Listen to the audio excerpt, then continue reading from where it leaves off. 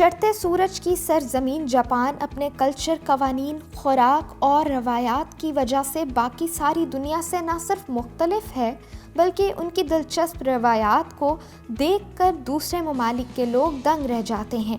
Train میں لوگوں کو دھکا لگا کر سوار کرنا۔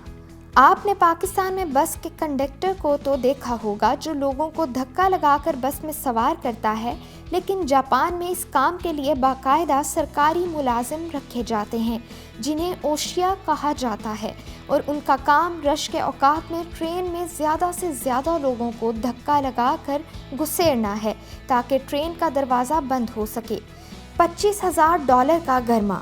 جاپان میں 2008 میں ایک خاص قسم کے 2 خربوزے $24,000 میں فروخت ہوئے، اور ان خربوزوں کی خاص بات یہ ہے کہ صرف جاپان میں ہی ایک محدود پیمانے پر کاشت ہوتے ہیں اور انہیں یوبری گرما کہا جاتا ہے۔ مرچیلی Kit Kat chocolate. Kit Kat chocolate کا نام سن کر دماغ میں مزیدار میٹھے کا تصور پیدا ہوتا ہے، لیکن جاپان میں یہ کمپنی کچھ دلچسپ فلیورز کے ساتھ بھی اپنی پروڈکٹ بناتی ہے جسے طالب علموں کو امتحان اور اسٹڈی وغیرہ کے دوران اچھی قسمت کے لیے کھلایا جاتا ہے، اور یہ کٹ کیٹ چلی پیپر، وسابی، گرین ٹی اور ناشپاتی جیسے ذائقوں میں بھی بنائی جاتی ہے۔ وینڈنگ مشین سبزیاں بھی فروخت کرتی ہے۔ آپ نے وینڈنگ مشین سے ڈرنکس خریدے ہوں گے، چاکلیٹس خریدی ہوں گی، چپس خریدی ہوں گی، کینڈیز بھی خریدی ہوں گی، لیکن جاپان میں یہ مشینیں بہت سی اور بھی چیزیں فروخت کرتی ہیں جن میں سبزیاں اور پھل بھی شامل ہیں۔ پالتو جانور کی جگہ روبوٹس۔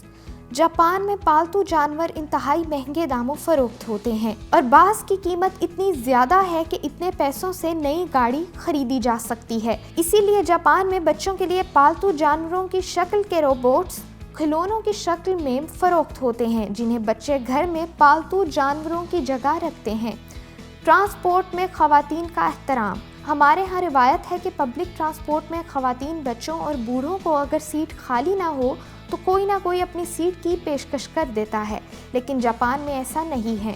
وہاں جو پہلے آئے گا سیٹ اسے ہی ملے گی۔ آئس کریم میں گوشت کا فلیور۔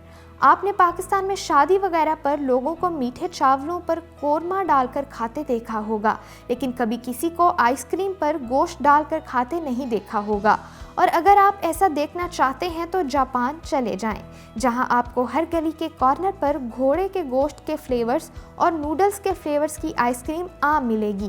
ایسا جزیرہ جہاں خرگوشوں کی حکمرانی ہے۔ دوسری جنگ عظیم میں جاپان کے ایک جزیرے میں کسی سائنسی تجربے کے لیے بہت سے خرگوش لا کر رکھے گئے تھے۔ بعد میں یہ سائنسی پروگرام ختم کر دیا گیا، لیکن اس جزیرے پر آج بھی خرگوشوں کی حکمرانی ہے، اور ان خرگوشوں کو دیکھنے کے لیے دنیا جہاں سے سیاح حضرات ہر سال جاپان جاتے ہیں۔